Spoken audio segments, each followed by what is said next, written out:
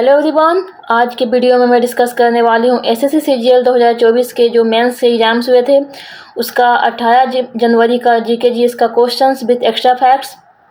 तो सबसे पहले इस चैनल पे जो नए हैं वो चैनल को सब्सक्राइब कर लें ताकि एसएससी के जो भी एग्जाम्स होते हैं सीजीएल, सीएचएस, एलएमटीएस, सीपीओ, जीडी सभी के प्रीवियस ईयर के जीके जीएस के क्वेश्चंस का वीडियो आप लोग को मिलता रहेगा। और इसके साथ साथ बेल आइकन को भी प्रेस कर ले ताकि जब भी मैं वीडियो अपलोड करूँ तो उसका नोटिफिकेशन आप लोग के पास जाता रहेगा।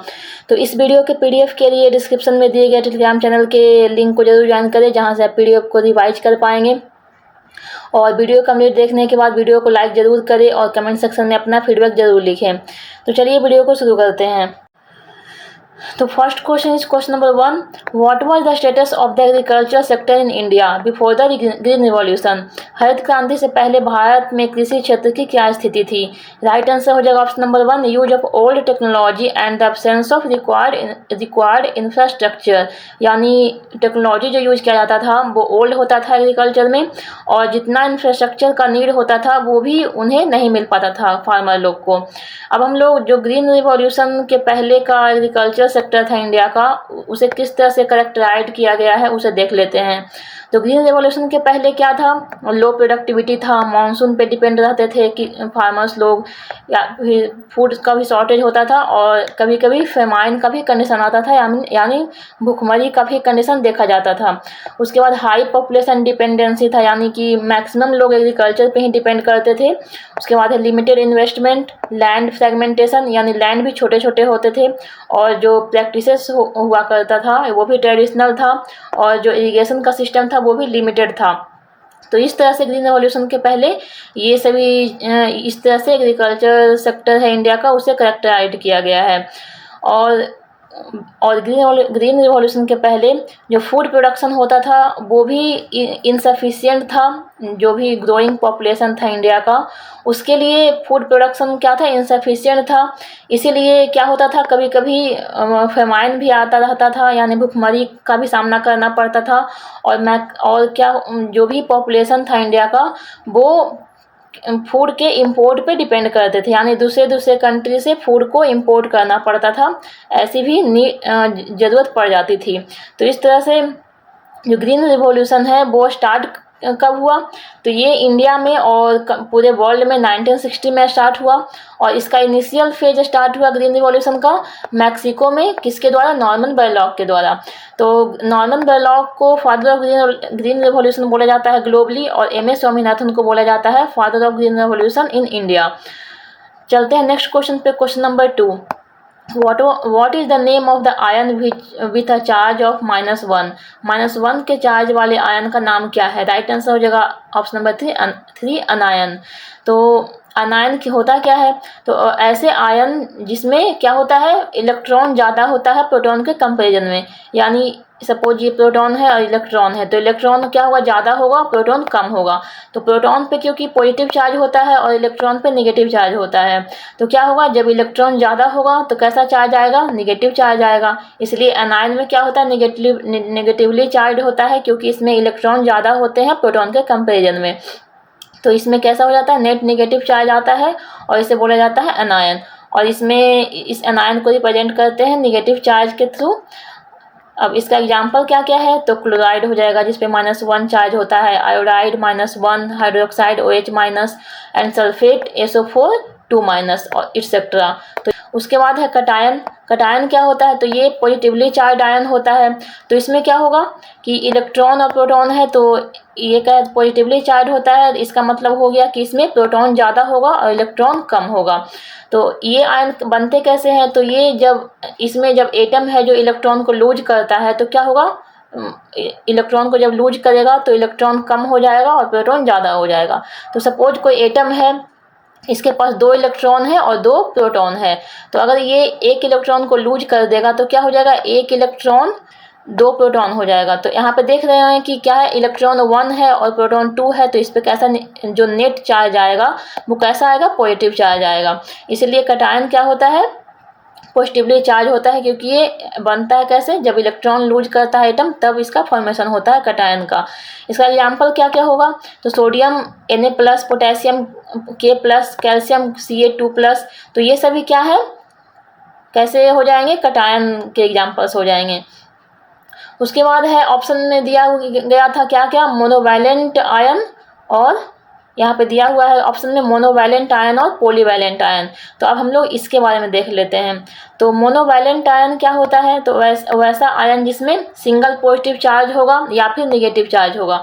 तो ऐसे आयन जिसपे ये ध्यान देना है कि इस पे सिंगल नेगेटिव हो सकता है या फिर सिंगल पॉजिटिव हो सकता है।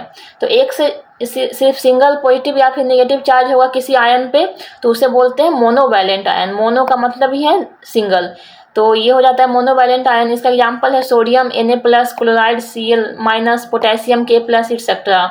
उसके बाद है पॉलीवैलेंट आयन, ये किसे बोलते हैं, तो ऐसे आयन जिस पे मल्टीपल पॉजिटिव चार्ज होगा या फिर नेगेटिव चार्ज होगा, यानी एक से ज़्यादा अगर चार्ज होगा उस पर पॉजिटिव हो या फिर नेगेटिव, उसे बोलते हैं पॉलीवैलेंट आयन। पॉली का मतलब ही होता है मेनी। इसका एग्जाम्पल हो जाएगा आयरन।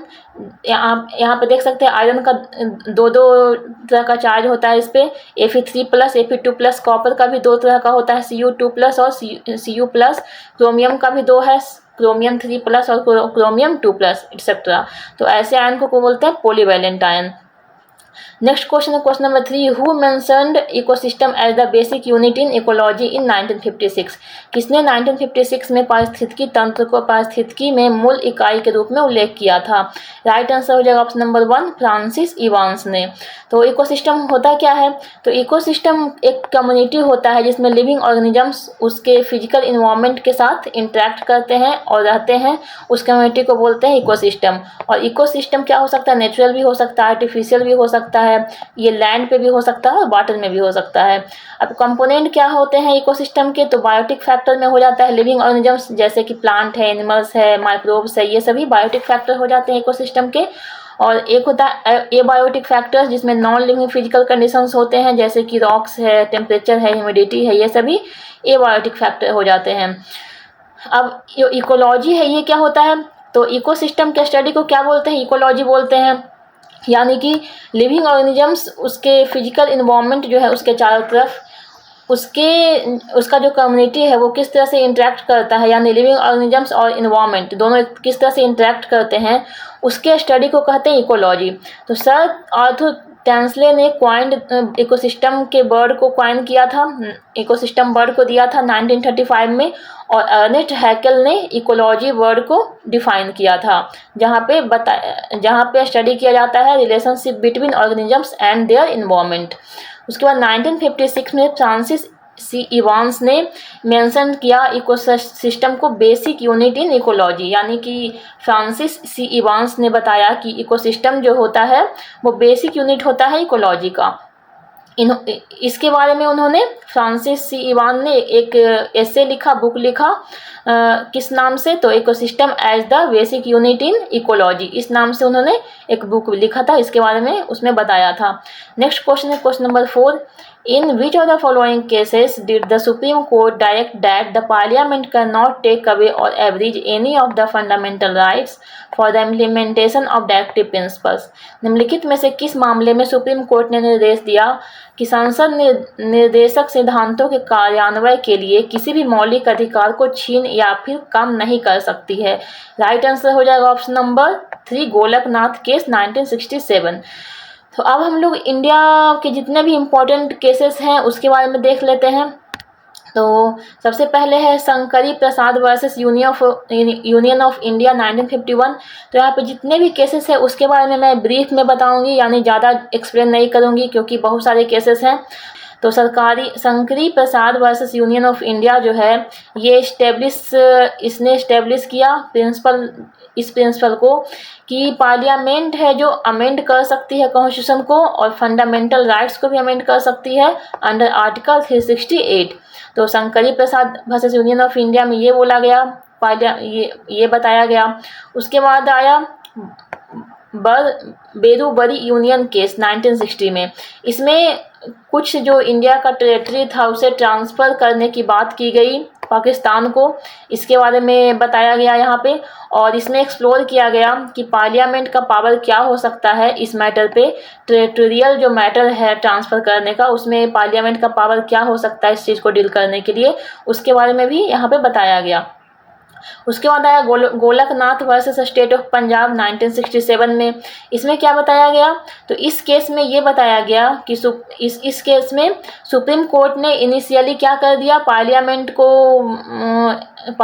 को रोक दिया कि वो फंडामेंटल राइट को अमेंड नहीं कर सकती इम्प्लीमेंटेशन ऑफ डीपीएसपी, यानी डीपीएसपी को इम्प्लीमेंट करने के लिए जो पार्लियामेंट है वो फंडामेंटल राइट को अमेंड नहीं कर सकती, ये बताया गया Golaknath versus state of Punjab में। उसके बाद है Keshav Nath Bharati versus state of Kerala 1973 में आया। इस केस ने क्या इंट्रोड्यूस किया, तो इस केस ने कॉन्स्टिट्यूशन के बेसिक स्ट्रक्चर डॉक्ट्राइन को इंट्रोड्यूस किया, जिसमें बताया गया कि पार्लियामेंट का जो पावर है कॉन्स्टिट्यूशन को अमेंड करने का वो अनलिमिटेड नहीं हो सकता, यानी पार्लियामेंट है जो अमेंड कर सकती है, लेकिन वो उसे क्या करना पड़ेगा, वो कॉन्स्टिट्यूशन का जो फंडामेंटल फीचर है उसे अल्टर्ड नहीं कर सकती है, ये बताया गया Keshavnath Bharati versus state of Kerala में। उसके बाद आया Minerva Mills versus union of India 1980 में। इस केस में फर्दर क्लैरिफाई किया गया, जो बेसिक स्ट्रक्चर डिफाइन किया गया था, इंट्रोड्यूस किया गया था केशवनाथ भारती केस में, उसे फर्दर और ज़्यादा मॉडिफाई किया गया और ज़्यादा डीपली एनालिसिस किया गया कि कॉन्स्टिट्यूशन का बेसिक स्ट्रक्चर क्या होना चाहिए, और इस तरह से मिनर्वा मिल में बताया गया सुप्रीम कोर्ट के द्वारा कि पार्लियामेंट है जो क्या कर सकती है, अमेंड कर सकती है कॉन्स्टिट्यूशन को, लेकिन बेसिक स्ट्रक्चर को अल्टर नहीं कर सकती है, इसी को बताया गया। और जो 42nd अमेंडमेंट एक्ट में जो 1976 में आया था, उसमें क्लॉज था 4 और एक क्लॉज था 5, जिसमें ये बताया गया था कि जो पार्लियामेंट है वो कॉन्स्टिट्यूशन को अमेंड कर सकती है, और उसमें सुप्रीम कोर्ट उसे ये नहीं कर सकता, उसे स्क्रूटिनी नहीं कर सकता, उसे रोक नहीं सकता। तो इस चीज़ को भी क्लैरिफाई किया गया इस मिनर्वा मिल्स में, जिसमें जो 42nd अमेंडमेंट था उसमें जो क्लॉज 4, 5 था उसके कारण कुछ कंट्रोवर्शियल प्रोविजंस भी देखने के लिए मिले, क्योंकि इसमें बोला गया था कि पार्लियामेंट अमेंड अगर करेगी कॉन्स्टिट्यूशन को, उसमें सुप्रीम कोर्ट है जो उसमें इंटरफेयर नहीं कर सकता है। तो इसलिए इस केस में क्या किया गया, और ज़्यादा क्लैरिफाई किया गया बेसिक स्ट्रक्चर डॉक्ट्राइन को। चलते हैं आगे, तो आगे है Maneka Gandhi versus union of India 1978 में आया। ये डील करता है, इस केस में डील किया गया किसके बारे में, तो right to personal liberty under article 21 था, उसके बारे में यहाँ पे बातें की गई। और यहाँ पे ये भी इस्टेब्लिश किया गया कि जो प्रिंसिपल है प्रोसीड्योर इस्टेब्लिश बाय लॉ, जो कि डिटेंशन केसेस में यूज किया जाता है, यानी कि जो भी पर्सन अरेस्ट होते हैं उसमें किस तरह का प्रोसीड्योर अपनाया जाएगा और किस तरह से उसमें काम किया जाएगा, उस चीज़ को बताता है आर्टिकल 21 और प्रोसीड्योर इस्टेब्लिश्ड बाय लॉ। तो इस चीज़ पे बातें की गई Maneka Gandhi versus union of India में। उसके बाद है बमन राव केस 1981। इस केस में एग्जामिन किया गया किसके बारे में, तो आर्टिकल 31A और आर्टिकल 31B है, जो कि डील करता है लैंड रिफॉर्म्स के बारे में। उसके बारे में यहाँ पे इस केस में एग्जामिन किया गया।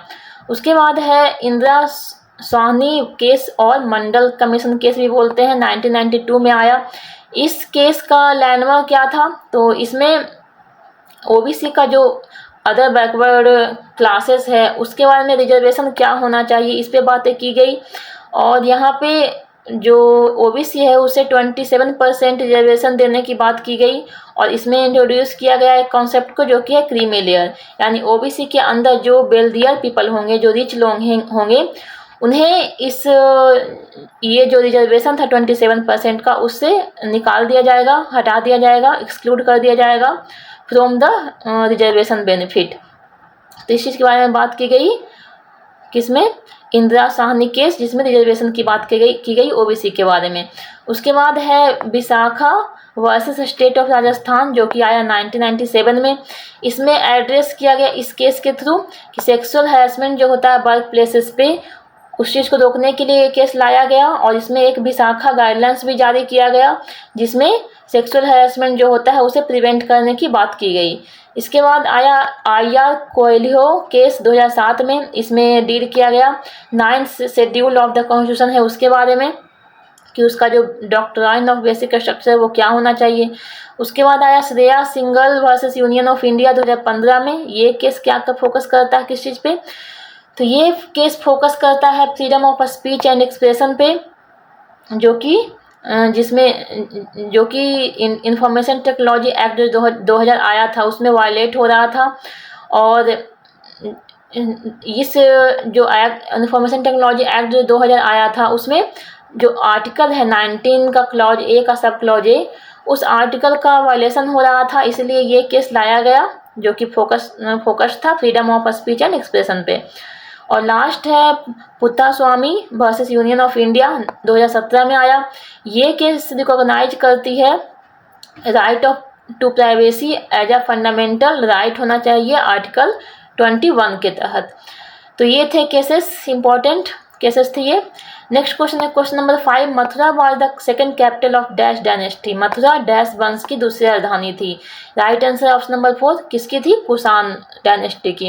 अब हम लोग इंडिया के जो भी इम्पोर्टेंट मेजर डायनेस्टीज हैं उनके बारे में देख लेते हैं। तो सबसे पहले हरियांका डायनेस्टी जो कि जिसका टाइम पीरियड था middle of 6th century BC to 413 BC। इसके फाउंडर थे बिंबिसार, कैपिटल था राजगिरी जिसे गिरिवराज भी बोला जाता था। इसके इम्पोर्टेंट किंग्स हैं बिंबिसार, अजातशत्रु, उदयन। उसके बाद है नंदा डायनेस्टी। इसका टाइम पीरियड है 345 BC टू 322 BC। इसके फाउंडर रहे महापद्मनंदा, कैपिटल रहा पाटलिपुत्र। और इम्पोर्टेंट किंग्स कौन कौन से थे? महापद्मनंदा और धनानंद। उसके बाद है मौर्यन डायनेस्टी। ये इसका टाइम पीरियड था 322 BC से 185 BC। इसके फाउंडर थे चंद्रगुप्त मौर्य, कैपिटल था पाटलिपुत्र। और इसके इम्पोर्टेंट किंग्स थे चंद्रगुप्त मौर्य, बिंदुसार और अशोका। उसके बाद आया द कुषाण जिसे युएची भी बोलते हैं। इसका टाइम पीरियड था 30 BC से 375 BC। इसके फाउंडर थे युएची, कैपिटल था बामियान, पेशावर, तक्षशिला और मथुरा। तो यही क्वेश्चन पूछा गया था कि सेकंड कैपिटल मथुरा कौन सा डायनेस्टी का था, तो ये हो जाएगा कुषाण का। इसके इम्पोर्टेंट किंग्स कौन कौन से हैं? कनिष्का हैं। उसके बाद है द सुंगा डायनेस्टी। इसका टाइम पीरियड था 185 BC से 75 BC। इसके फाउंडर रहे पुष्यमित्र शुंगा। इसका कैपिटल था पाटलिपुत्र। और इम्पोर्टेंट किंग्स थे अग्निमित्रा, भागभद्रा और देवभूति। उसके बाद है द सतवाहना। इसका टाइम पीरियड था 1st सेंचुरी BC से 2nd सेंचुरी BC।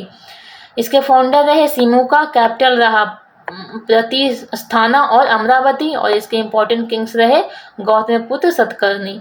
उसके बाद है द चोला डायनेस्टी। इसका टाइम पीरियड था 300 BC टू 1279 CE। इसके फाउंडर रहे बिजालिया, कैपिटल रहा पुम्पुहार, उदयूर, तिरुवरूर, फाजियारी रई, तंजावुर, गंगईकोंडा, चोलापुरम। ये इतने सारे कैपिटल थे चोला डायनेस्टी के। इसके इम्पोर्टेंट किंग्स रहे राजाराज चोला 1, राजेंद्र चोला 1, राजाधिराज चोला, बीरा राजेंद्र चोला और कोलुथुंगा चोला 1। उसके बाद है पांड्या डायनेस्टी। इसका टाइम पीरियड था 4th सेंचुरी BC से 1345 AD। इसके फाउंडर अननोन है। कैपिटल है इसका रहा कोरकई और मदुरई। और तेनकासी और तिरुनावेली इसके 4 कैपिटल्स थे। उसके इम्पोर्टेंट किंग्स हैं नेदु, जादियान। उसके बाद है पल्लव डायनेस्टी। इसका टाइम पीरियड था 275 CE टू 897 CE। इसके फाउंडर रहे बप्पा देवन, कैपिटल रहा कांचीपुरम। और इम्पोर्टेंट किंग्स रहे महेंद्र बर्मन 1 और नरसिंह बर्मन 1। उसके बाद है चालुक्य डायनेस्टी। ये 543 BC से 753 BC तक रहा। इसके फाउंडर रहे पुलिकेशी 1, कैपिटल रहा बादामी। और इम्पोर्टेंट किंग्स रहे पुलिकेशिन 1 एंड विक्रमादित्य 2। उसके बाद कुछ माइनर डायनेस्टी, छोटे डायनेस्टी हैं। उसमें है बेकाटका डायनेस्टी जिसका कैपिटल था स्टार्टिंग में नंदीवर्धना, जो कि मॉडर्न डे में नागपुर के पास है। और बाद में इसका कैपिटल हो गया पराबरापुरा, जो कि मॉडर्न डे में पौनार के पास में है। और एक और डायनेस्टी था मैत्रका डायनेस्टी, जिसका कैपिटल था बलाभी। और गुप्ता डायनेस्टी का कैपिटल कहाँ पे था? पाटलिपुत्रा, जो कि प्रेजेंट डे में पटना के नाम से फेमस है। नेक्स्ट क्वेश्चन है question number 6। In which year did Walter Fleming stain the chromosomes to see them clearly and describe the entire process of mitosis? किस वर्ष में वॉल्टर फ्लेमिंग ने गुणसूत्रों को स्पष्ट रूप से देखने और माइटोसिस की पूरी प्रक्रिया का वर्णन किया? राइट आंसर हो जाएगा ऑप्शन नंबर 4, 1882 में। तो वॉल्टर फ्लेमिंग ने क्या किया? क्रोमोजोम्स को स्टेन किया 1879 में, और बाद में इन्होंने माइटोसिस के प्रोसेस को स्टडी किया और डीपली, और 1882 में उन्होंने पब्लिश किया इसके बारे में डिटेल डिस्क्रिप्शन को माइटोसिस के बारे में। कौन से बुक में? तो इनका बुक था cell substance, nucleus and cell division. Next question है question number 7। Select the option that is true regarding the following two statements लेवल assertion A and reason R. तो असर्शन में क्या दिया हुआ है? The first battle of Panipat was one of the decisive battles of India. और reason में क्या है? It brought into power a new band of invaders called Mughals. तो और हिंदी में अगर देखेंगे तो क्या हो जाएगा? उस विकल्प का चयन करें जो भी अभिकथन ए और कारण आर नामक निम्नलिखित दो कथनों के संबंध में सत्य है। तो कथन ए में है, अभिकथन में है, पानीपत की पहली लड़ाई भारत की निर्णायक लड़ाइयों में से एक थी। और कारण में दिया गया है कि इसने मुगल नामक आक्रमणकारियों के एक नए बैंड को सत्ता में लाया। तो दोनों ही स्टेटमेंट असर्शन और रीजन है वो दोनों ट्रू हैं, और आर है जो करेक्ट एक्सप्लेनेशन है असर्शन का। तो देख लेते हैं। तो फर्स्ट बैटल ऑफ पानीपत जो हुआ वो कब हुआ? 21 अप्रैल 1526 को। इसमें किसके बीच में लड़ाई हुई? तो ये हुआ था मुगल एम्परर बाबर और लोधी डायनेस्टी का जो एक रूलर था इब्राहिम लोधी, उसके बीच में हुआ था। तो ये असर्शन रीजन में क्या दिया है कि फर्स्ट बैटल ऑफ पानीपत जो हुआ one of the decisive battle of India था। तो इसमें आगे और देख लेते हैं कि और इसमें क्या हुआ था कि जो बाबर का फोर्सेस था उसने क्या किया था? गन पाउडर, फायरमैन और कैनन्स का यूज किया था इब्राहिम लोधी को डिफीट करने के लिए। और ये जो बैटल है वो सबसे फर्स्ट बैटल है जिसमें कि गन पाउडर को यूज किया गया था इंडियन सब कॉन्टिनेंट के अंडर में। यानी इंडियन सब कॉन्टिनेंट के अंडर में ये पहला बैटल था जहाँ पे गन पाउडर को यूज किया गया था। और यहाँ पे विक्ट्री किसकी हुई? तो बाबर की विक्ट्री हुई, और यहाँ पे क्या हुआ? मुगल रूल इंडिया में स्टार्ट हुआ। तो इसीलिए इस बैटल को क्या बोला जाता है? देख लेते हैं क्या क्या है असर्शन रीजन में। तो असर्शन में क्या था कि first battle of Panipat was one of the decisive battle of India. तो डिसाइसिव इसीलिए बोलते हैं, डिसाइसिव बैटल तो था, तो इसलिए ये असर्शन राइट है। और कारण क्या है कि it brought into power new band of invaders called Mughal. तो इसमें क्या हुआ कि मुगल एम्पायर का को इस्टेब्लिश किया, इसीलिए ये डिसाइसिव बैटल है। इसीलिए ये दोनों असर्शन और रीजन करेक्ट हो जाएगा। उसके बाद चलते हैं आगे सेकेंड बैटल ऑफ पानीपत पे। तो ये कब हुआ? 1556 में हुआ। इसमें बैरम खान अकबर के साइड से किसने लड़ा? बैरम खान ने। और किसके साथ हुआ? किसके साथ ये बैटल हुआ? तो हेमू विक्रमादित्य के साथ ये बैटल हुआ। तो हेमू विक्रमादित्य कौन था? तो ये एक सूर्य डायनेस्टी से ये बिलोंग करता था। ये सूर्य डायनेस्टी से बिलोंग करता था हेमू विक्रमादित्य। और यहाँ पे भी जो बैरम खान यानी अकबर के साइड से जो लड़ रहा था उसकी विक्ट्री हुई अंगेश द हेमू विक्रमादित्य। उसके बाद है थर्ड बैटल ऑफ पानीपत, ये 1761 में हुआ। इसमें मराठा एम्पायर और जो दुरानी एम्पायर था अहमद शाह अब्दाली, इसके बीच में हुआ। और यहाँ पे किसकी हार हुई? तो मराठा एम्पायर की हार हुई थी। आगे चलते हैं नेक्स्ट क्वेश्चन पे, question number 8। Who urged political parties to engage in discussion that inspire unity rather than division and promote ideas instead of personal attacks in the address on the eve of National Voters Day in जनवरी 2024? जनवरी 2024 में राष्ट्रीय मतदाता दिवस की पूर्व संध्या पर संबोधन में राजनीतिक दलों से विभाजन के बजाय एकता को प्रेरित करने वाली चर्चाओं में शामिल होने और व्यक्तिगत हमलों के बजाय विचारों को बढ़ावा देने का किसने आग्रह किया? राइट आंसर हो जाएगा option number 2, chief election commissioner Rajiv Kumar ने। तो नेशनल वोटर्स डे है जो कब सेलिब्रेट किया जाता है? ये हर साल 25 जनवरी को सेलिब्रेट किया जाता है। किसके लिए? तो इलेक्शन कमीशन का इस दिन फाउंडेशन डे के रूप में मनाया जाता है। ये यहाँ पे जो इलेक्शन कमीशन ये जो इस्टेब्लिश किया गया गवर्नमेंट ऑफ इंडिया के द्वारा, ये इस डे को इसीलिए इस्टेब्लिश किया गया ताकि जो यंग वोटर्स हैं वो उन्हें मैक्सिमम से मैक्सिमम इनकरेज किया जाए ताकि वो वोट दें। और ये फर्स्ट टाइम सेलिब्रेट कब किया गया था? ये 25 जनवरी 2011 में फर्स्ट टाइम सेलिब्रेट किया गया था। नेक्स्ट क्वेश्चन है question number 9, which of the following statements is are correct? निम्नलिखित में से कौन सा कथन सही है? स्टेटमेंट क्या क्या है? तो फर्स्ट स्टेटमेंट है Ampere's law describes the relationship between electric current and the magnetic field it produces. उसके बाद सेकेंड स्टेटमेंट है Maxwell's equations are a set of 4 fundamental equations governing electric and magnetic field in the absence of charge and current. तो और हिंदी में अगर देखेंगे तो ampere का नियम विद्युत धारा और इसके द्वारा उत्पन्न चुंबकीय क्षेत्र के बीच का संबंध वर्णन करता है। और सेकंड है मैक्सवेल के समीकरण आवेशों और धाराओं की अनुपस्थिति में विद्युत और चुंबकीय क्षेत्रों को नियंत्रित करने वाले 4 मूलभूत समीकरणों का एक समूह है। तो इसमें बताया गया है कि ओनली स्टेटमेंट 1 करेक्ट है, option number 4 is correct answer. तो देख लेते हैं आगे कि किस तरह से ये करेक्ट है। ऑप्शन नंबर 1 स्टेटमेंट 1 किस तरह से करेक्ट है? तो सबसे पहले तो एम्पियर्स लॉ के बारे में देखेंगे। तो एम्पियर्स लॉ बताता है कि मैग्नेटिक फील्ड जो क्रिएट होता है इलेक्ट्रिक करंट के चारों तरफ, वो क्या होता है? प्रोपोर्शनल होता है इलेक्ट्रिक करंट के साइज पे। और इसके साथ एक कांस्टेंट ऐड किया जाता है प्रोपोर्शनलिटी के लिए, जो कि होता है इक्वल होता है परमेबिलिटी ऑफ फ्री स्पेस के। तो एम्पियर्स लॉ को यहाँ पे देखेंगे तो यहाँ पे क्या है, इसे अगर लिखेंगे तो क्या हो जाएगा, इस स्टेटमेंट को लिखेंगे तो क्या हो जाएगा, मैग्नेटिक फील्ड यानी बी से रिप्रेजेंट करेंगे, ये प्रोपोर्शनल होता है किसके? इलेक्ट्रिक करंट के। और इसके साथ अगर कांस्टेंट ऑफ प्रोपोर्शनलिटी लगाना है तो क्या लगाएंगे? बी इक्वल टू हो जाएगा, ये है म्यू जो कि होता है परमेबिलिटी ऑफ फ्री स्पेस और इसके साथ ई। तो ये बताता है एम्पियर्स लॉ। अब इसे इंटीग्रल फॉर्म में अगर यहाँ पे इलेक्ट्रिक करंट को अगर लिखना है तो आई से डिनोट करेंगे। यहाँ पे क्या हो जाएगा, आई हो जाएगा magnetic field active proportional to I, और यहाँ पे हो जाएगा B equal to mu naught आई।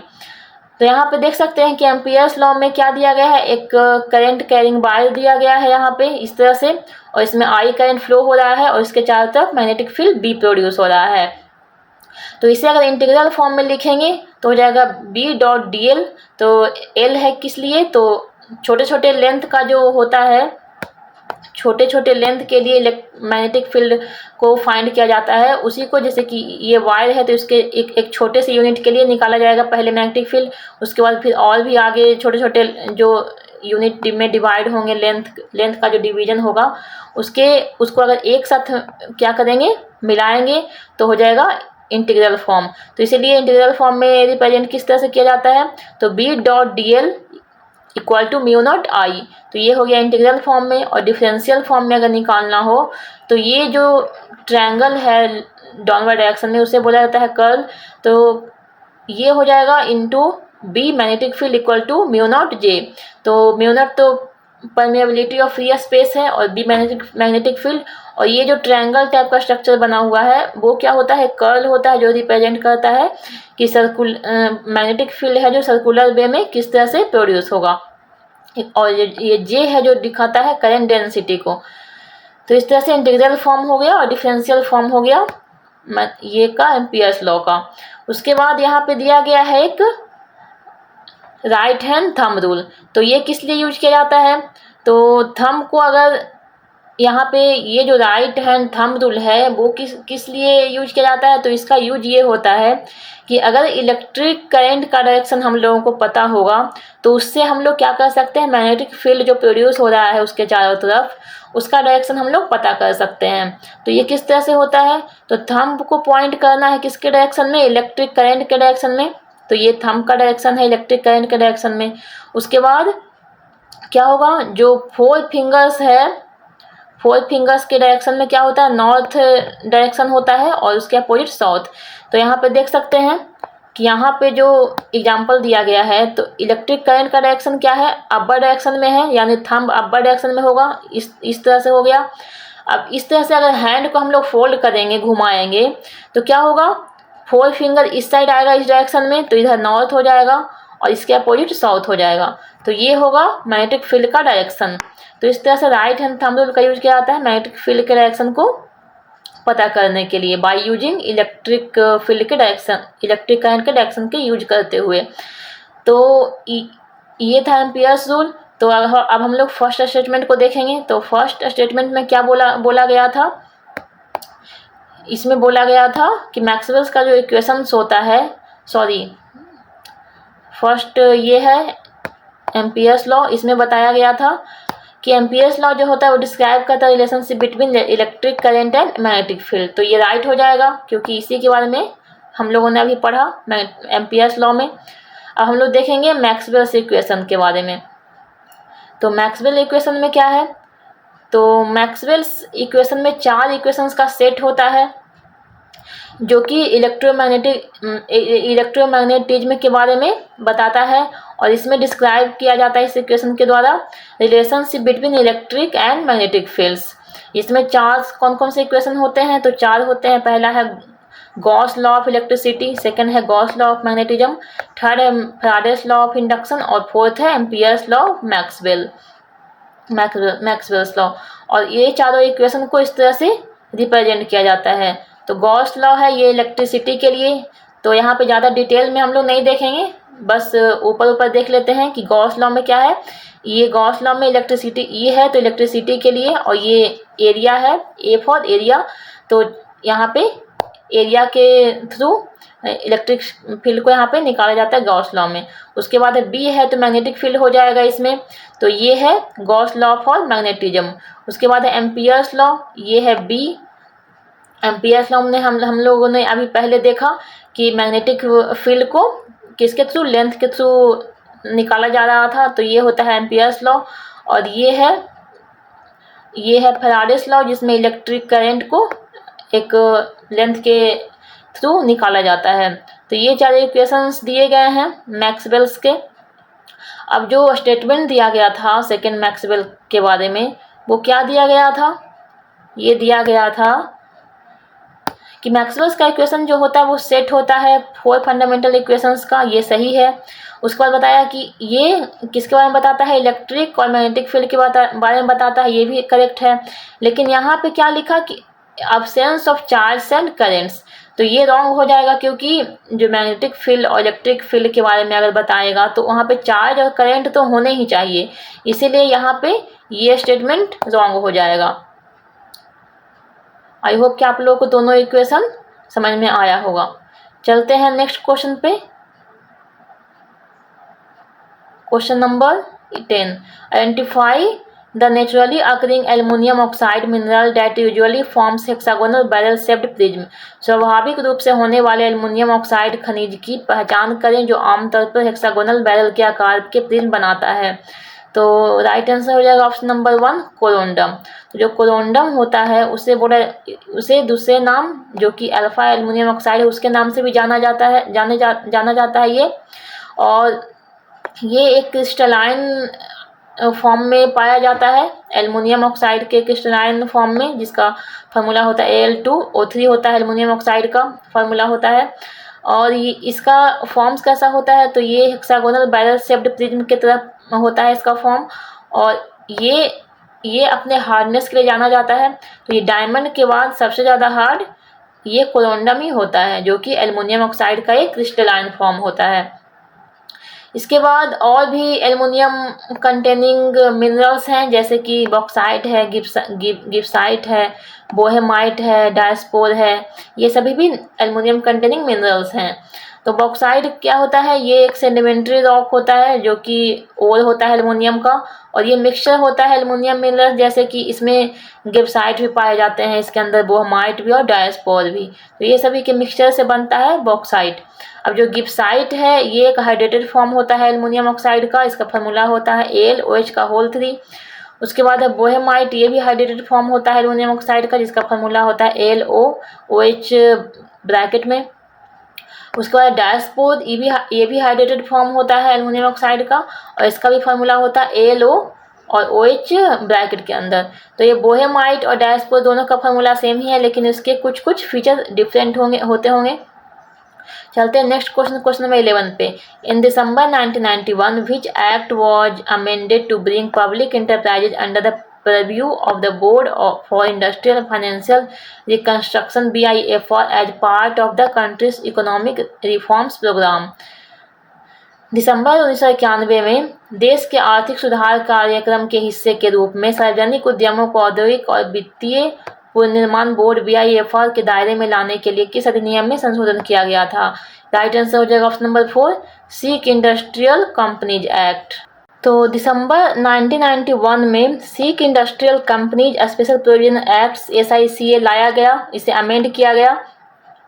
किसके लिए?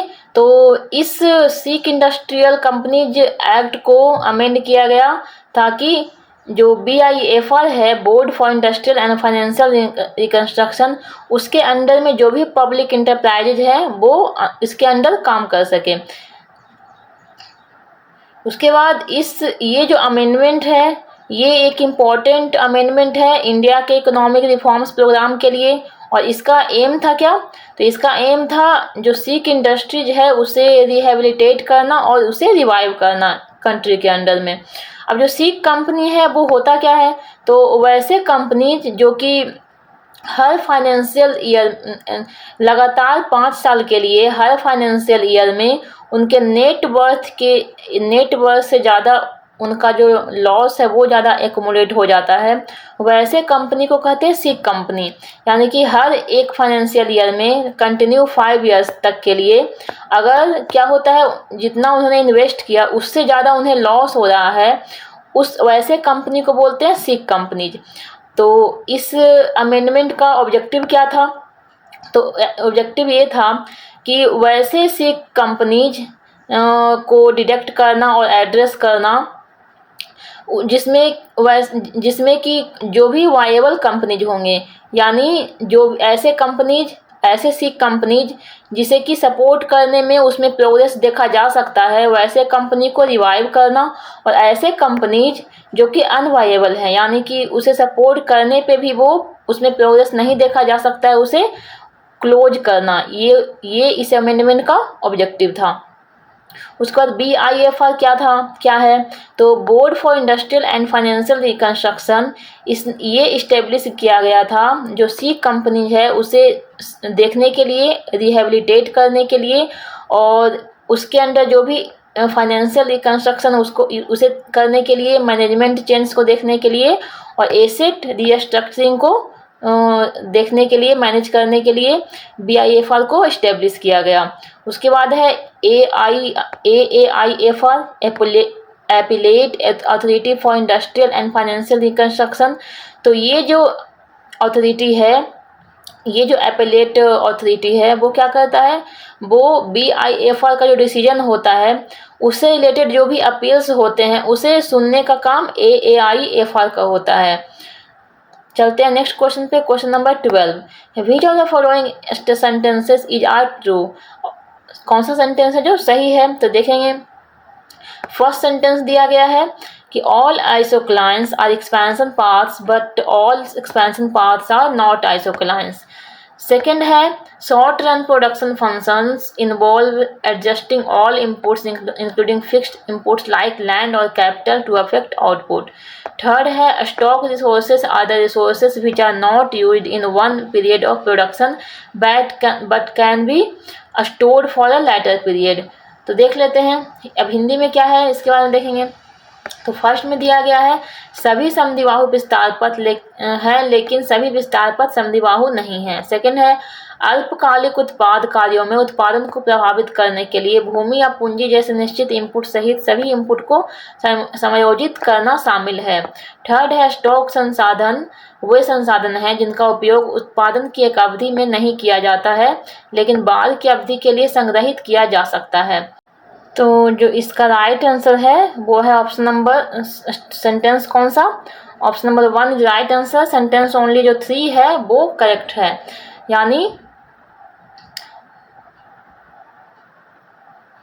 यानी जो थर्ड सेंटेंस दिया गया है stock resources are the resources which are not used in one period of production but can be stored for a later period, ये करेक्ट हो जाएगा। बता रहा है कि स्टॉक रिसोर्सेज वैसे रिसोर्सेज होते हैं जो प्रेजेंट में यूज नहीं किए जाते बल्कि ये स्टोर करके रखा जाता है बाद के पीरियड में यूज करने के लिए, तो ये करेक्ट है।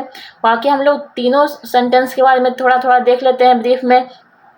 तो इकोनॉमिक टर्म में एक्सपेंशन पाथ जो होता है वो क्या रिप्रेजेंट करता है, ऑप्टिमल इनपुट के कम्बिनेशन के पाथ को रिप्रेजेंट करता है। किसके जैसा, प्रोडक्शन एक्सपैंड के जैसा। तो यहाँ पे मैं ये जो जितने भी टर्म है ये सारे को डिटेल में नहीं एक्सप्लेन करूँगी क्योंकि वीडियो बहुत लंबी हो जाएगी, इसलिए आप याद रखें कि जो एक्सपेंशन पाथ है वो रिप्रेजेंट करता है ऑप्टिमल इनपुट कम्बिनेशन के पाथ को किसके जैसा, प्रोडक्शन एक्सपैंड के जैसा। और जबकि जो एक आइसोक्लाइन होता है वो एक ब्रॉडर कर्व्स होता है जो रिप्रेजेंट करता है, क्या करता है, point with a constant slope of a given function. किसी भी जो फंक्शन गिवन होता है उसके स्लोप को, कांस्टेंट स्लोप को रिप्रेजेंट करता है। और इस तरह से देख सकते हैं कि आइसोक्लाइंस है जो ब्रॉडर कर्व्स है, इसलिए आइसोक्लाइंस है जो इसके अंदर एक्सपेंशन पाथ आएगा, ना कि एक्सपेंशन पाथ के अंदर आइसोक्लाइंस आएगा। इसलिए जो एक्सपेंशन पाथ होता है जो एक टाइप होता है आइसोक्लाइन का, और इसीलिए ऑल आइसोक्लाइंस एक्सपेंशन पाथ नहीं हो सकते हैं। तो इसीलिए जो स्टेटमेंट 1 है वो क्या हो जाएगा, रॉन्ग हो जाएगा, क्योंकि यहाँ पे स्टेटमेंट 1 में क्या दिया गया है कि all isoclines are expansion path, ये नहीं हो सकता है। ऑल एक्सपेंशन पाथ हैं जो आइसोक्लाइन हो सकते हैं, क्योंकि आइसोक्लाइंस होता है जो ब्रॉडर कर्व्स होता है, तो एक्सपेंशन पाथ है जो आइसोक्लाइंस के अंदर आएगा, नहीं कि एक्सपेंशन पाथ है जो एक्सपेंशन पाथ के अंदर आइसोक्लाइंस। तो इस बात को याद रखना है कि एक्सपेंशन पाथ जो है वो आएगा किसके अंदर में, ये बड़ा एक बना देंगे, अगर वेन डायग्राम बनाएंगे तो ये है आइसोक्लाइंस, और आइसोक्लाइंस के अंदर में आएगा एक्सपेंशन पाथ, इस बात को याद रखना है। उसके बाद सेकंड के बारे में देखेंगे, सेकंड सेंटेंस के बारे में।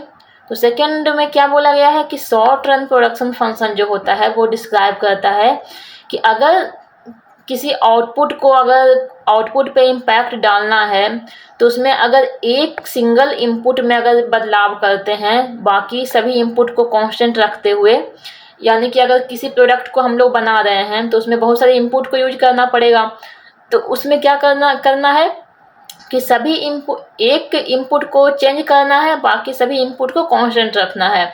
तो ऐसा करने से भी आउटपुट पे इम्पैक्ट पड़ता है, ये बताता है शॉर्ट रन प्रोडक्शन फंक्शन। इसका एग्जांपल देखेंगे कि किसी प्रोडक्शन के लिए बहुत सारे फैक्टर्स का यूज किया जाता है, तो इसमें जो भी इनपुट्स होंगे उसमें उसमें क्या करना है, कैपिटल्स को फिक्स रखना है, जबकि जो लेबर है और रॉ मटेरियल है उसे क्या करना है, चेंज करना है, उसमें अल्टर करना है। तो वो उससे क्या होता है कि प्रोडक्शन का लेवल भी चेंज होगा। तो इस तरह से देख सकते हैं कि एक इनपुट को चेंज करने से और एक इनपुट में चेंज करना है और बाकी इनपुट को कांस्टेंट रखने से भी आउटपुट में बदलाव देखा जाता है। तो इस लॉ को कहते हैं क्या, लॉ ऑफ वेरिएबल प्रोपोर्शंस, जो कि एक्सप्लेन करता है कि क्या एक्सप्लेन करता है कि एक इनपुट को बदलने से भी आउटपुट पे इफेक्ट देखने के लिए मिलता है। तो इसीलिए सेंटेंस 2 अगर देखेंगे तो क्या बोल रहा है सेंटेंस 2 में, सेंटेंस 2 में बोला जा रहा है कि short run production function involve adjusting all inputs. तो यहाँ पे क्या करना है कि इसमें ऑल इनपुट को एडजस्ट नहीं करना है, सिर्फ सिंगल इनपुट्स को एडजस्ट करना है, बाकी जो और दूसरे इनपुट्स होंगे वो कांस्टेंट रहेंगे, इसीलिए ये रॉन्ग हो जाएगा। तो स्टेटमेंट 1 भी रॉन्ग और स्टेटमेंट 2 भी रॉन्ग हो जाएगा। चलते हैं नेक्स्ट क्वेश्चन पे।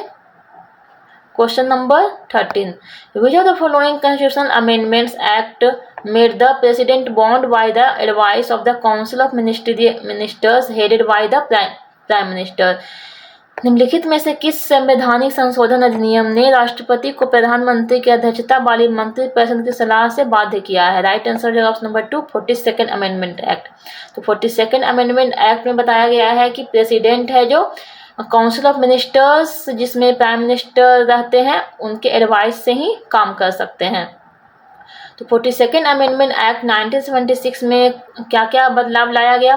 तो इस एक्ट में कितने क्लॉज है? 59 क्लॉजेज हैं और इसमें बहुत सारे चेंजेस लाए गए हैं, इसलिए इसे मिनी कॉन्स्टिट्यूशन भी बोला जाता है। और इसमें प्रियम्बल के अंदर 3 न्यू टर्म्स को ऐड किया गया, सोशलिस्ट, सेकुलर और इंटीग्रिटी। और इसमें इंट्रोड्यूस किया गया फंडामेंटल ड्यूटीज को, जो कि पार्ट 4A और आर्टिकल 51A में आता है। और इसमें प्रेसिडेंट को मैंडेट किया गया कि वो काउंसिल ऑफ मिनिस्टर यानी कैबिनेट के एडवाइस पे ही वो काम करें। और इसमें DPSP के लिए 3 एडिशनल पॉलिसी ऐड किया गया DPSP के लिए, और इसमें इस्टेब्लिश किया गया ऑल इंडिया जुडिशियल सर्विस को भी। तो ये थे 42nd अमेंडमेंट में किए गए बदलाव। चलते हैं नेक्स्ट क्वेश्चन पे। Question number 14, Charcot Marie Tooth disease is caused by duplication of the peripheral myelin protein 22 PMP22 gene on which chromosome? Charcot Marie Tooth रोग परिधीय माइलिन प्रोटीन 22 PMP22 जीन के किस गुणसूत्र पर दोहराव के कारण होता है? Right answer option number 2, chromosome 17। तो चारकोट मैरी टूथ यानी CMT डिजीज जो है वो एक इनहेरिटेड न्यूरोलॉजिकल डिसऑर्डर होता है, जो कि किसके कारण होता है? तो ये प्राइमरली जेनेटिक म्यूटेशन के कारण होता है, जो कि पॉइंट्स जो प्रोटीन्स होते हैं पेरिफेरल नर्व्स के अंडर में उसे डिस्टर्ब करते हैं। तो पेरिफेरल नर्व्स होता क्या है? तो हम लोग के बॉडी में 2 तरह के नर्व्स होते हैं, एक सेंट्रल नर्वस सिस्टम CNS और एक होता है पेरिफेरल नर्वस सिस्टम। तो CNS के अंडर में क्या क्या आता है? तो ब्रेन के अंदर और स्पाइनल कॉर्ड के अंदर जो भी नर्व्स होंगे वो CNS में आएंगे, और इसके अलावा पूरे बॉडी में थ्रू आउट द बॉडी जितने भी नर्व्स होंगे वो आएंगे PNS में यानी पेरिफेरल नर्वस सिस्टम में। ये जो डिजीज है CMT वो अफेक्ट करता है पेरिफेरल नर्व्स को। तो हम लोग देखेंगे कि जो ये CMT डिजीज है वो क्रोमोसोम 17 और 1 को किस तरह से अफेक्ट करता है। तो क्रोमोसोम 17 में कौन सा जीन इन्वॉल्व होता है? PMP22 इन्वॉल्व होता है। ये एक मोस्ट कॉमन कॉज होता है, यानी 70 to 80% जो केसेस होते हैं CMT के वो किसके कारण होते हैं? तो ये क्रोमोसोम 17 पे क्या होता है, उस पर डुप्लीकेशन हो जाता है, उसके कारण ये डिजीज होता है। इसमें इन्वॉल्व होते हैं जीन PMP22, और ये डुप्लीकेशन के कारण क्या होता है, एक्सेस PMP22 जो प्रोटीन है वो बनने लगते हैं, और इसके कारण उसका नॉर्मल स्ट्रक्चर डिस्टर्ब होता है, और जो माइलिन शीथ का जो फंक्शन है वो भी डिस्टर्ब होता है। तो यहाँ पे मैंने स्ट्रक्चर इमेज लगाया है किसका, नर्वस सिस्टम का। ये एक नर्व है, तो यहाँ पे माइलिन शीथ को डिस्टर्ब करता है। माइलिन शीथ कहाँ पे है? तो ये जो पार्ट है ये एक माइलिन शीथ है, तो इसे क्या करता है, डिस्टर्ब करता है। CMT जो डिजीज है उसमें जब क्रोमोसोम 17 पे होता है तो उसमें डिस्टर्ब करता है माइलिन शीथ को। उसके बाद होता है क्रोमोसोम 1 पे, इसमें कौन सा जीन इन्वॉल्व होता है? MFN2 जीन इसमें इन्वॉल्व होता है। इसमें जो म्यूटेशन होता है उसमें कौन से जीन पे होता है? MFN2 पे होता है, और ये लोकेटेड होता है क्रोमोसोम 1 पे। ये क्या करता है, माइटोकॉन्ड्रिया का जो प्रोटीन होता है उसके फंक्शंस को डैमेज करता है, इम्पेयर करता है, और म्यूटेट करता है, MFN2 को म्यूटेट कर देता है, जिसके कारण क्या होता है, माइटोकॉन्ड्रिया का एक क्लस्टर और एग्रीगेट बनना शुरू हो जाता है। और ये क्या करता है कि एक्सॉन्स के थ्रू जो मूवमेंट होना था साइनेप्सिस के पास सिग्नल का, वो डिस्टर्ब होता है, रिस्ट्रिक्ट होता है, और इस तरह से जो सिनेप्टिक फंक्शन है वो इम्पेयर होते हैं, यानी डैमेज हो जाते हैं। तो क्रोमोसोम्स 1 में क्या होता है कि यहाँ पे जो एक्सॉन है, एक्सॉन कहाँ पे है, ये एक्सॉन है, यहाँ पे सिग्नल, यहाँ से सिग्नल जाना था सिनेप्सिस के पास, तो ये डिस्टर्ब हो जाता है, रिस्ट्रिक्ट हो जाता है यहाँ पे, और इस तरह से सिनेप्टिक फंक्शन को डिस्टर्ब करता है CMT। तो ये था ये थे दो तरह के क्रोमोसोम्स पे इफेक्ट डालने वाले CMT। चलते हैं नेक्स्ट क्वेश्चन पे। Question number 15. Which Indian city experiences the least difference in average temperature between its hottest and coldest months? कौन से भारतीय शहर अपने सबसे गर्म और सबसे ठंडे महीनों के बीच औसत तापमान में सबसे कम अंतर का अनुभव करता है? Right answer option number 3 Mumbai. तो मुंबई है जो एक्सपीरियंस करता है least difference in temperature between hottest and coldest period compare to other Indian cities. और ये क्यों होता है, तो ये होता है ड्यू टू मैरीटाइम क्लाइमेट। तो यहाँ पे जो मुंबई है वो अरेबियन सी के पास में है, तो उसके कारण उस पे इन्फ्लुएंस पड़ता है अरेबियन सी का। और यहाँ पे कैसा होता है, मैरीटाइम क्लाइमेट होता है, उसके कारण वहाँ पे टेम्परेचर जो होता है वो कम फ्लैक्चुएट करता है, मॉडरेट होता है टेम्परेचर। और मुंबई का जो एवरेज टेम्परेचर होता है रेंज, वो 18 to 30 डिग्री सेल्सियस होता है विंटर सीजन में, यानी दिसंबर टू फरवरी, और 27 to 33 डिग्री सेल्सियस होता है समर में, यानी अप्रैल जून में। और इस तरह से क्या देखने के लिए मिलता है कि टेम्परेचर जो है उसका जो वेरिएशन है वो बिल्कुल स्मॉल है। नेक्स्ट क्वेश्चन है question number 16. Match the books in list 1 with their authors in list 2. तो लिस्ट 1 में बुक का नाम दिया हुआ है और लिस्ट 2 में ऑथर्स का नाम दिया हुआ है, इसे मैच करना है। तो पहला है the philosophy of the bomb, ये किसने लिखा? तो इसका पहले देख लेते हैं कि राइट आंसर क्या है। ऑप्शन नंबर 3 राइट आंसर है, ए का 3। तो फिलॉसफी ऑफ द बॉम्ब का है 3, यानी इसे लिखा है भगवती चरण बोहरा ने। बी का क्या है, बी का हो जाएगा 1, यानी बंदी जीवन को लिखा है किसने, सचिंद्र नाथ सान्याल ने। पाथेर देवी यानी सी है, उसे किसने लिखा है, शरद चंद्र चट्टोपाध्याय ने लिखा है। और आनंद मठ यानी डी में है, उसे किसने लिखा है, बंकिम चंद्र चट्टोपाध्याय ने। अब हम लोग इम्पोर्टेंट बुक्स और उसके ऑथर्स के नेम देख लेते हैं। तो यंग इंडिया को किसने लिखा, MK गांधी ने। हरिजन को लिखा MK गांधी ने। नवजीवन के हैं MK गांधी। हिंदू स्वराज्य के हैं MK Gandhi. My experiment with truth MK Gandhi. Kesari बाल गंगाधर तिलक। द मराठा बाल गंगाधर तिलक। Gita Rahasya Bal Gangadhar Tilak. Discovery of India Jawaharlal Nehru. उसके बाद है Glimpses of World History Jawaharlal Nehru. Pather Devi Sharat Chandra Chattopadhyay. Unhappy India Lala Lajpat Rai. India Divided doctor Rajendra Prasad. War of Indian Independence, ये है वीर सावरकर। गीतांजलि के हैं रविन्द्रनाथ टैगोर। इंडियन मिरर के हैं गोपाल कृष्ण गोखले। नील दर्पण के हैं दीनबंधु मित्रा। कर्मयोगी के हैं स्वामी विवेकानंद। योगांतर के हैं श्री अरविंदो। वंदे मातरम के हैं अरविंद घोष। न्यू इंडिया के हैं एनी बेसेंट। इंडिया स्ट्रगल के हैं सुभाष चंद्र बोस। संवाद कुमुदी के हैं राजा राम मोहन रॉय। इंडिपेंडेंट के हैं Motilal Nehru. Poverty and un British rule of in India के हैं दादा भाई नौरोजी। बंदी जीवन के हैं Sachindra Nath Sanyal. India for Indians के हैं चित्तरंजन दास। आनंद मठ के हैं बंकिम चंद्र चट्टोपाध्याय। देवी चौधरानी के हैं बंकिम चंद्र चट्टोपाध्याय। अब वॉइस ऑफ फ्रीडम के हैं Nayantara Sahgal. The philosophy of the bomb के हैं भगवती चरण बोहरा। इंडियन अनरेस्ट के हैं वेलेंटाइन्स रोड। और इंडिया बिन्स फ्रीडम के हैं मौलाना अबुल कलाम आजाद। नेक्स्ट क्वेश्चन है question number 17. Which of the following is a monoatomic gas. निम्नलिखित में से कौन सी एक मोनोएटॉमिक गैस है? राइट आंसर है ऑप्शन नंबर 3 जेनॉन। तो मोनोएटॉमिक गैस जो होते हैं वो कैसा होता है, उसमें जो मॉलिक्यूल होता है वो बना होता है सिंगल एटम से। तो इस तरह से बोल सकते हैं कि उसका जो एटम होता है वो केमिकली बॉन्डेड नहीं होता है किसी भी दूसरे एटम से। यानी कि ये जो होते हैं कैसे होते हैं, ये सिर्फ सिंगल एटम में ही स्टेबल होते हैं। तो ये ऐसा क्यों होता है? तो ऐसा इसीलिए होता है कि ये सभी जो मोनोएटॉमिक गैस होते हैं, उसका जो एटम का जो एटम में जो आउटर मोस्ट में जो इलेक्ट्रॉन होता है वो 8 होता है।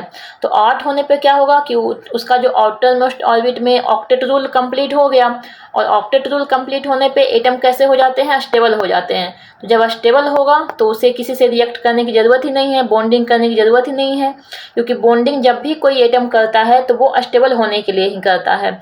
लेकिन ये सभी जो होते हैं मोनोएटॉमिक, उसमें आउटर मोस्ट पे 8 इलेक्ट्रॉन होता है, तो उसे किसी के साथ बॉन्डिंग करने का ज़रूरत ही नहीं होता है, वो खुद में ही स्टेबल होते हैं। तो इसका एग्जाम्पल क्या होता है? नोबल गैसेस होता है, जो कि मोनोएटॉमिक गैसेस होते हैं।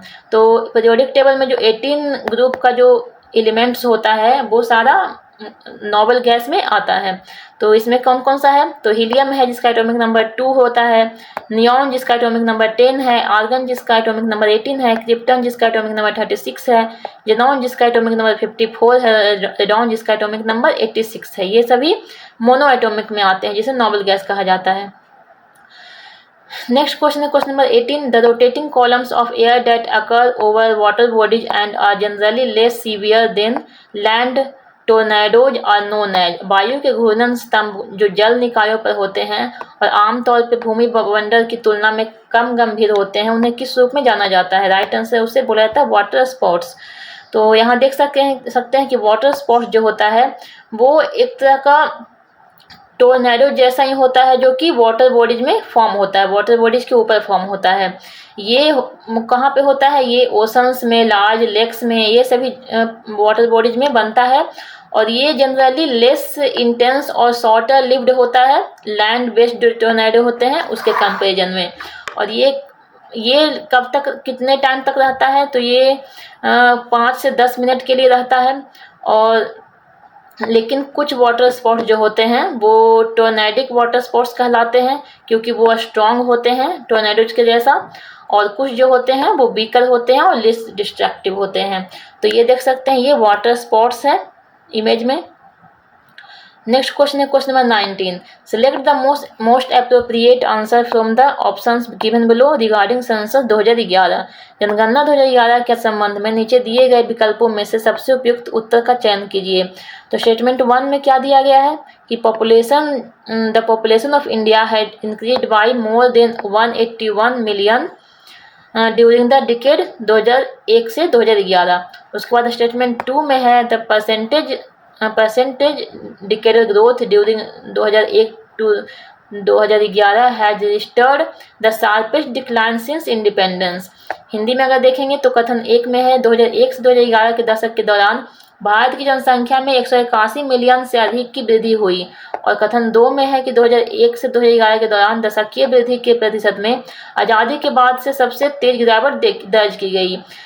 तो ये जो स्टेटमेंट है वो दोनों ही करेक्ट है।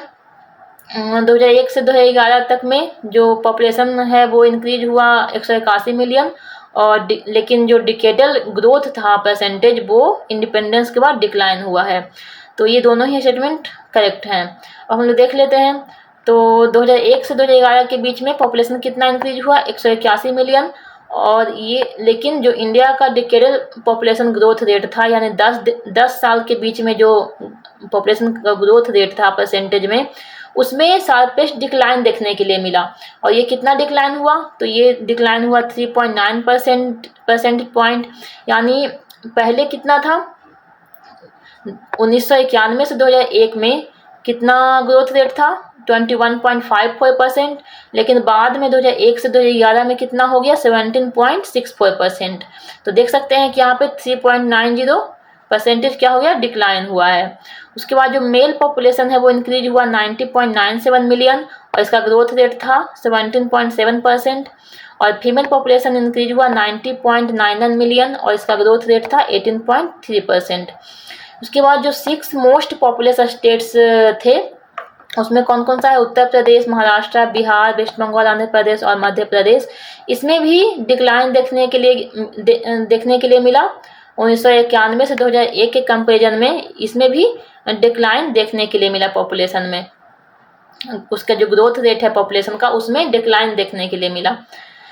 उसके बाद जो लिटरेसी रेट है इंडिया का वो इंक्रीज हुआ 9.21% 2001 से 2011 के सेंसस में, यानी कि 2001 में था 64.83% और वो 2011 में बढ़कर हो गया 74.04%। उसके बाद मेल लिटरेसी रेट ये इंक्रीज हुआ 75.85% से 82.14%, यानी 2001 में था 75.85%, ये बढ़कर 2011 में हो गया 82.14%। उसके बाद फीमेल लिटरेसी है वो 2001 में था 53.67% और ये बढ़कर हो गया 2011 में 65.46%। और जेंडर गैप है उसमें कमी देखने के लिए मिला, ये डिक्रीज हुआ, ये 2001 में था 21.59% और ये कम होकर हुआ 16.68% 2011 में। नेक्स्ट क्वेश्चन है question number 20। The Bharatmala project of the government of India comes under which of the following ministries of India. Bharat सरकार की भारतमाला परियोजना भारत के निम्नलिखित मंत्रालय में से किसके अंतर्गत आती है? Right answer option number 4 ministry of road transport and highways. तो भारतमाला जो प्रोजेक्ट है वो 2015 में स्टार्ट किया गया बाय यूनियन गवर्नमेंट और ये एक अम्ब्रेला प्रोजेक्ट है किसके अंडर में? Ministry of road transport and highways के अंडर में। इसका इंटेंशन था इस प्लान का कितना किलोमीटर डेवलप करना, तो 83,677 किलोमीटर हाईवेज एंड रोड को डेवलप करने का इसका प्लान था। और कितना इन्वेस्टमेंट करने का प्लान था? 7 लाख करोड़। इसका जो फर्स्ट फेज है उसमें कंस्ट्रक्ट किया गया 34,800 किलोमीटर हाईवे को और इसमें स्पेंड किया गया 5.35 लाख करोड़ रुपीज को। उसके बाद इसका जो फोकस था इस इनिशिएटिव का उसका था कि border and international connectivity road, coastal and port connectivity roads को क्या करना? डेवलप करना। और जो नेशनल कॉरिडोर है, इकोनॉमिक कॉरिडोर है और भी दूसरे कॉरिडोर हैं उनके इफिशिएंसी को इम्प्रूव करना, ये इसका फोकस था। नेक्स्ट क्वेश्चन है question number 21। Which portal allowed stakeholders seamless access to information related to funding, documentation, project monitoring, and approval through 4 efficient ways of logging in for monitoring the implementation of centrally sponsored scheme in 2023? किस portal ने हितधारकों को 2023 में केंद्र प्रायोजित योजनाओं के कार्यान्वयन की निगरानी के लिए लॉगिन करने के 4 कुशल तरीकों के माध्यम से धन प्रलेखन, परियोजना की निगरानी और अनुमोदन से संबंधित जानकारी तक सहज पहुंच की अनुमति दी? राइट आंसर हो जाएगा ऑप्शन नंबर 1, ये है न्याय विकास पोर्टल। तो जो न्याय विकास पोर्टल है वो एक वेब पोर्टल है और मोबाइल ऐप है जो कि डेवलप किया गया डिपार्टमेंट ऑफ जस्टिस के द्वारा और किसके साथ? तो इसरो का एक नेशनल रिमोट सेंसिंग है सेंटर NRSC, उसके साथ कोलैबोरेशन करके इस वेब पोर्टल को बनाया गया। और इसका काम क्या था? तो इसका काम था मॉनिटर करना और इम्प्लीमेंटेशन करना किसका? जो सेंट्रली स्पॉन्सर्ड स्कीम है, यानी वैसा स्कीम जिसमें कि 100% खर्चा सेंट्रल गवर्नमेंट करती है, वैसा स्कीम जो कि जो इंफ्रास्ट्रक्चर फैसिलिटी जो डिस्ट्रिक्ट का होता है और सब ऑर्डिनेट जुडिशियरी के लिए होता है, उसके डेवलपमेंट के लिए इस डेवलपमेंट के मॉनिटरिंग के लिए और इम्प्लीमेंटेशन के लिए इस वेब पोर्टल को बनाया गया है।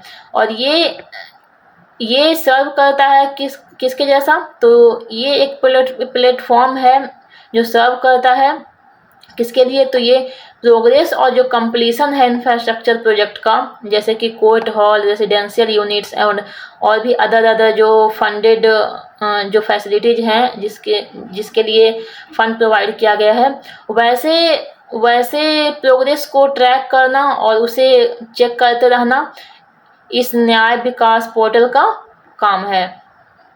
नेक्स्ट क्वेश्चन है question number 22। Who won the title at the world chess Armageddon Asia and Oceania event in April 2023? अप्रैल 2023 में विश्व शतरंज आर्मगेडन एशिया और ओशियानिया स्पर्धा में खिताब किसने जीता? राइट आंसर हो जाएगा ऑप्शन नंबर 4 डी गुकेश ने। तो ये एक करंट अफेयर का क्वेश्चन है। नेक्स्ट क्वेश्चन है question number 23। In year 2020 national digital health mission was launched on which of the following occasions. वर्ष 2020 में निम्नलिखित में से किस अवसर पर राष्ट्रीय डिजिटल स्वास्थ्य मिशन शुरू किया गया था। Right answer option number 3 independence day पे। तो नेशनल डिजिटल हेल्थ मिशन जिसे अब किस नाम से जाना जाता है, तो इसे बोला जाता है आयुष्मान भारत डिजिटल मिशन। इसे लॉन्च किया गया था 15 अगस्त 2020 को कहाँ कहाँ पे 6 यूनियन टेरेटरीज में। और वो क्या क्या कौन कौन से थे, तो अंडमान निकोबार, चंडीगढ़, दादरा नगर हवेली, दमन दीव, लद्दाख, लक्षद्वीप और पुडुचेरी में। और इसका एम था डिजिटल हेल्थ इकोसिस्टम को क्रिएट करना इंडिया में। और इसका फोकस था कि हर सिटीजन के पास एक यूनिक हेल्थ आईडी होना चाहिए, जिससे कि उनका जो मेडिकल रिकॉर्ड्स होगा वहाँ तक आसानी से और सिक्योरली उनका पहुँच हो पाएगा। और इस तरह से उन्हें digital health care service provide किया जाएगा। और ये मिशन है जो कि पार्ट है नेशनल हेल्थ स्टैक का। नेक्स्ट क्वेश्चन है question number 24। Who among the following was the first home minister of independent India. निम्नलिखित में से कौन स्वतंत्र भारत के पहले गृह मंत्री थे। Right answer option number 3 Sardar Vallabh भाई पटेल। अब हम लोग जो फर्स्ट कैबिनेट था इंडिपेंडेंट इंडिया का, जो कि बनाया गया था 15 अगस्त 1947 को, उसमें प्राइम मिनिस्टर कौन थे, जवाहरलाल नेहरू। उसमें देख लेते हैं कि कौन कौन से कैबिनेट किन किन लोगों को दिया गया। तो सबसे पहले हैं यहाँ इधर नेम दिया गया है और इसे इधर पोर्टफोलियो दिया गया है। तो जवाहरलाल नेहरू क्या थे, प्राइम मिनिस्टर थे और एक्सटर्नल अफेयर्स के मिनिस्टर थे। सरदार वल्लभ भाई पटेल डिप्टी प्राइम मिनिस्टर थे, होम अफेयर्स के मिनिस्टर थे और इंफॉर्मेशन एंड ब्रॉडकास्टिंग के भी मिनिस्टर थे। तो Maulana Abul Kalam Azad minister of education थे। Rajendra Prasad minister of food and agriculture थे। John Mathai minister of finance थे। सरदार वल्लभ सिंह ये थे मिनिस्ट्री ऑफ डिफेंस। उसके बाद जगजीवन राम ये थे ministry of labour and rehabilitation. Rafi Ahmed Kidwai ये थे minister of communication. Doctor B R Ambedkar minister of law थे ये। सरदार सुरजीत सिंह ये थे मिनिस्टर ऑफ रेलवेज। और डॉक्टर राजेंद्र प्रसाद थे minister of food and agriculture. Next and last question is question number 25. Which theory independently introduced in 1923 led to the concept of acid-base conjugate pairs? 1923 में स्वतंत्र रूप से पेश किए गए किस सिद्धांत ने एसिड बेस संयोग में जोड़े की अवधारणा को जन्म दिया। राइट आंसर है ऑप्शन नंबर 2 ब्रॉन्स्टेड-लोरी थ्योरी। तो 1923 में एसिड बेस कंजुगेट पेयर के बारे में ब्रॉन्स्टेड-लोरी ने थ्योरी दिया था। तो ब्रॉन्स्टेड-लोरी थ्योरी क्या था, इसे proton theory of acid and base भी बोला जाता है। और इसमें क्या होता है कि एसिड बेस रिएक्शन थ्योरी के बारे में बताया जाता है, जो कि डेवलप किया गया 1923 में किसके द्वारा, जॉनसन निकोलस ब्रॉन्स्टेड जो कि एक डेनमार्क के साइंटिस्ट थे, और थॉमस मार्टिन लोरी जो कि यूनाइटेड किंगडम के साइंटिस्ट थे, ये दोनों के द्वारा। इसमें क्या होता है, एक ब्रॉन्स्टेड-लोरी एसिड होता है जो कि क्या होता है, ये एक ऐसा सब्सटेंस होता है जो कि H+ आयन या फिर इसे प्रोटॉन भी बोल सकते हैं, उसे डोनेट करता है। तो इसे H+ को प्रोटॉन क्यों बोलते हैं, तो H+ में हाइड्रोजन का एटॉमिक नंबर क्या होता है 1, यानी इसमें एक इलेक्ट्रॉन होता है और एक प्रोटॉन होता है। तो इसमें H+ यानी क्या होगा कि इलेक्ट्रॉन को ये डोनेट कर दिया, तो इसके पास क्या बचा, बस प्रोटॉन बचा। इसीलिए इस पे कैसा चार्ज आ जाता है, पॉजिटिव, सिंगल पॉजिटिव चार्ज। और प्रोटॉन के पास भी सिंगल पॉजिटिव चार्ज ही होते हैं, इसलिए हाइड्रोजन प्लस को प्रोटॉन बोला जाता है। तो ब्रॉन्स्टेड-लोरी के अकॉर्डिंग एसिड क्या होता है, एसिड एक ऐसा सब्सटेंस होता है जो कि डोनेट करता है H+ आयन को और ये बनाता है कॉन्जुगेट बेस। तो यहाँ पे देख सकते हैं एसिड क्या है, जो प्रोटॉन को डोनेट किया और बनाया कॉन्जुगेट बेस को। यहाँ पे एग्जांपल देख सकते हैं। और इसे रिवर्स करेंगे तो क्या हो जाएगा कि कॉन्जुगेट बेस जब एक्सेप्ट करेगा प्रोटॉन को तो ये क्या बनाएगा, एसिड बनाएगा। यहाँ पे देख सकते हैं कि कॉन्जुगेट बेस और प्रोटॉन को अगर मिलाएंगे तो क्या बनेगा, ये दोनों मिलकर क्या बनाएंगे, एसिड बनाएंगे। तो ये रिवर्स बताया गया है इसमें। ये सारे एग्जाम्पल्स हैं, देख सकते हैं कि सारे में ये जो एसिड है वो क्या कर रहा है, H+ को डोनेट कर रहा है, और ये जो है ये सारे कॉन्जुगेट बेस हैं। उसके बाद है ब्रॉन्स्टेड लोरी बेस। ये क्या होता है, तो इसमें इसके अकॉर्डिंग बेस क्या होता है, तो बेस एक ऐसे सब्सटेंस होते हैं जो H+ आयन को क्या करता है, एक्सेप्ट करता है और बनाता है कॉन्जुगेट एसिड। तो यहाँ पे एग्जांपल, यहाँ पे क्या है देख सकते हैं कि बेस जो होगा वो प्रोटॉन को एक्सेप्ट करेगा और बनाएगा कॉन्जुगेट एसिड, और इसका रिवर्स बोलेंगे तो कॉन्जुगेट एसिड जब डोनेट करेगा प्रोटॉन को तो बनाएगा बेस फॉर्म। उसका एग्जांपल ये है, इस साइड बेस दिया गया है, ये सारे क्या कर रहे हैं, प्रोटॉन को यानी H+ को एक्सेप्ट कर रहे हैं और ये बना रहे हैं कॉन्जुगेट एसिड। तो ये था ब्रॉन्स्टेड लोरी एसिड बेस थ्योरी। उसके बाद है ऑप्शंस में लेविस थ्योरी दिया गया है, तो उसके बारे में भी देख लेते हैं। तो लेविस थ्योरी क्या होता है, तो ये थ्योरी है जो कोसेल एंड लेविस दो साइंटिस्ट थे उनके द्वारा डेवलप किया गया। तो इसमें बताया गया कि इलेक्ट्रॉन वैलेंसी है, तो इस थ्योरी में इलेक्ट्रॉन वैलेंसी के बारे में बताया गया है। इसमें बताया गया है कि जो हायर एनर्जी का स्टेट होता है वो लीस्ट स्टेबल होता है, यानी किसी भी एटम में अगर उसका एनर्जी हायर है तो वो लीस्ट स्टेबल होगा। तो इस तरह से एवरी सिस्टम है, जो सभी सिस्टम क्या चाहते हैं कि स्टेबिलिटी अचीव करना चाहते हैं और या फिर इक्विलिब्रियम में आना चाहते हैं। तो इस तरह से उन्हें किसी भी सिस्टम को अगर स्टेबिलिटी चाहिए या फिर इक्विलिब्रियम चाहिए तो उन्हें कुछ एनर्जी को लूज करना पड़ता है, इस लेविस थ्योरी में बताया गया है। उसके बाद ऑप्शन में दिया गया था आर्हेनियस थ्योरी। तो आर्हेनियस थ्योरी क्या है, तो ये भी एक एसिड बेस का थ्योरी है। इसमें बताया गया है कि जब एसिड को वाटर में डिजोल्व किया जाता है तो वो रिलीज करता है H+ आयन, हाइड्रोजन आयन, और जब बेस को वाटर में डिजोल्व किया जाता है तो वो क्या रिलीज करता है, OH- आयन। और ये थ्योरी जो है वो लिमिटेड है एक्वस सॉल्यूशन के लिए, यानी जब वाटर में डिजोल्व करेंगे तभी ये रिजल्ट देखने के लिए मिलेगा। उसके बाद दिया हुआ है ऑप्शन में डेविस थ्योरी। ये क्या है, तो ये प्रपोज किया गया था सर हम्फ्री डेवी के द्वारा, जो कि सजेस्ट करते हैं कि एसिड जो होता है वो कंटेन करता है H+ को, और इसे जब एसिड में जब उस H+ आयन को कंटेन करता है और उसमें जब मेटल्स के साथ रिप्लेस किया जाता है एसिड, मतलब एसिड को रिएक्ट करवाया जाएगा किसके साथ, मेटल के साथ, तो वो क्या देगा, सॉल्ट देगा और हाइड्रोजन गैस देगा। तो इसका एग्जांपल देख सकते हैं कि जैसे कि सपोज HCl है और उसे रिएक्ट करवाया गया सोडियम के साथ, तो ये क्या रिलीज करता है, ये बना लेगा NaCl और H2, ये बना लेगा। इससे अगर इसे सही ढंग से लिखेंगे तो HCl है, ये रिएक्ट करेगा सोडियम के साथ तो ये बनाएगा NaCl बनाएगा और H2। यहाँ पे देख सकते हैं कि NaCl क्या है, सॉल्ट है और हाइड्रोजन गैस है। तो यही बोल रहा है कि एसिड में H+ आयन होते हैं और ये रिप्लेस हो सकते हैं रिएक्टिव मेटल के साथ और ये बनाते हैं सॉल्ट एंड हाइड्रोजन गैस। और ये थ्योरी ये भी डिफाइन करता है कि एसिड बेस जब रिएक्ट करते हैं तो क्या बनाता है, सॉल्ट एंड वाटर। तो ये इसका भी एग्जांपल देख लेते हैं कि एक HCl है और एक है बेस NaOH। तो ये जब रिएक्ट करेगा तो क्या बनाएगा, NaCl बनाएगा जो कि एक सॉल्ट होता है और H2O बनाएगा।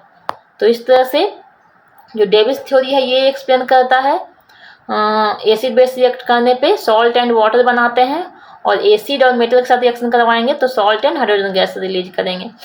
तो ये था आज का वीडियो जिसमें मैंने 18 जनवरी के जो मेंस के एग्जाम्स हुए थे 18 जनवरी को, उसके जीके जीएस को मैंने एक्स्ट्रा फैक्ट के साथ एक्सप्लेन किया। तो वीडियो को ज़रूर लाइक करें और चैनल को सब्सक्राइब करें। मिलते हैं ऐसे ही इम्पोर्टेंट नेक्स्ट वीडियो में। तब तक के लिए जय हिंद, जय भारत।